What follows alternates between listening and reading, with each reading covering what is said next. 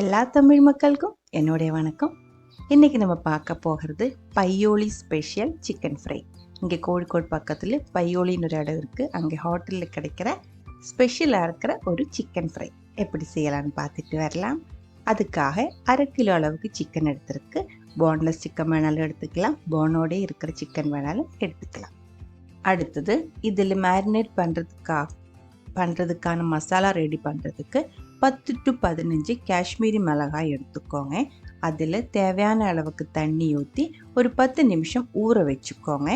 அதுக்கப்புறம் மிக்சி ஜாருக்குள்ளே போட்டு வெண்ணெய் மட்டும் தண்ணி ஊற்றி நல்லா ஃபைன் பேஸ்ட்டை அரைச்சி எடுத்துக்கோங்க.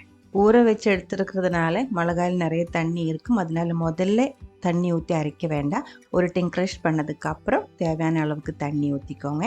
மசாலா ரொம்ப தண்ணி மாதிரி ஆகி போகக்கூடாது, அதனால தான். இதிலிருந்து 2 டீஸ்பூன் அளவுக்கு சில்லி பேஸ்ட் ஒரு பவுலில் மாற்றிருக்கு.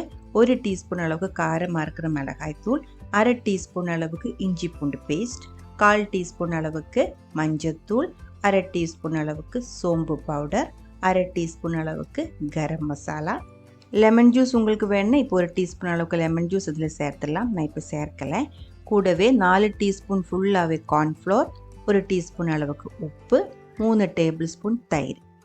தயிர் தண்ணி மாதிரி இருக்கிறத எடுக்கக்கூடாது, நல்லா கட்டியாக இருக்கிற தயிர் எடுத்துக்கோங்க. தயிர் கொஞ்சம் புளிப்பாக இருக்கிறது தான் நம்ம இப்போ சேர்த்துருக்கு, அதனால நான் இப்போ இதில் லெமன் ஜூஸ் சேர்க்கலை. நீங்கள் இதை பார்த்துட்டு அதுக்கு தகுந்த மாதிரி அட்ஜஸ்ட் பண்ணிக்கோங்க. நல்லா ஒரு டைம் மிக்ஸ் பண்ணதுக்கப்புறம் நம்ம கழுகி எடுத்து வச்ச சிக்கன் இதுக்குள்ளே போட்டு கோட் பண்ணிக்கோங்க. ஃபுல்லாக மசாலையும் இதில் நல்லா கோட் ஆனதுக்கப்புறம் ஒரு 20 to 30 நிமிஷம் மூடி வச்சுக்கோங்க. 1/2 மணி நேரத்துக்கு அப்புறம் நம்ம இது வறுத்தெடுத்துக்கலாம். வறுக்கிறதுக்கு உங்களுக்கு பிடிச்ச எந்த எண்ணெய் வேணாலும் நீங்கள் எடுத்துக்கலாம். நீங்கள் வீட்டில் ரெகுலராக யூஸ் பண்ணுற எந்த எண்ணெய் வேணாலும் நீங்கள் எடுத்துக்கலாம். நான் இப்போ சன்ஃப்ளவர் ஆயில் தான் எடுத்துருக்கு. மீடியம் ஃப்ளேமில் ப்ரௌன் கலர் ஆகிற வரைக்கும் வறுத்து ஒரு பாத்திரத்தில் மாற்றி வச்சுக்கோங்க.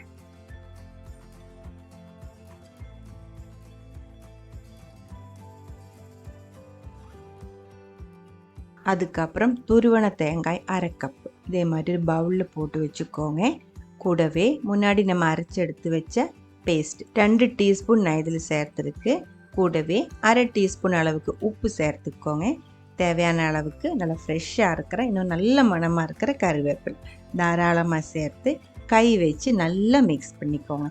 மிக்ஸ் பண்ணதுக்கப்புறம் உப்பு செக் பண்ணுங்கள், தேங்காய்க்கு உப்பு இருக்கணும், அந்த அளவுக்கு உப்பு போட்டு நல்லா கையில் ப்ரெஸ் பண்ணி மிக்ஸ் பண்ணுங்கள். அதுக்கப்புறம் ஒரு கடாய் சூடு பண்ணி சிக்கன் வறுத்ததிலிருந்து 2 டீஸ்பூன் அளவுக்கு எண்ணெய் அதில் ஊற்றிக்கோங்க. எண்ணெய் சூடானதுக்கப்புறம் நம்ம மிக்ஸ் பண்ணி வச்ச தேங்காயோட மிக்ஸ் அதுக்குள்ளே போட்டு மீடியம் ஃப்ளேமில் நல்லா ப்ரௌன் கலர் ஆகிற வரைக்கும் வறுத்துக்கோங்க. மீடியம் ஃப்ளேமில் அதுக்கப்புறம் மீடியம் லோ ஃப்ளேமில் இப்படி அட்ஜஸ்ட் பண்ணி நல்லா கிறிஸ்பி ஆகிற வரைக்கும் வறுத்துக்கோங்க. இதே மாதிரி கருகி போகாமல் நல்லா ப்ரௌன் கலர் இருக்கணும் இந்த தேங்காய். அதே மாதிரி நம்ம விரலில் கொஞ்சம் தேங்காயை தமத்தி பார்த்தா நல்லா கிரிஞ்சியாக இருக்கணும். இதுதான் இதோட அந்த பதம், இந்த வறுத்தெடுக்கிற அந்த இது. இப்போ நம்ம வறுத்தெடுத்து வச்ச சிக்கன் இதுக்குள்ளே போட்டு நல்லா மிக்ஸ் பண்ணிக்கோங்க.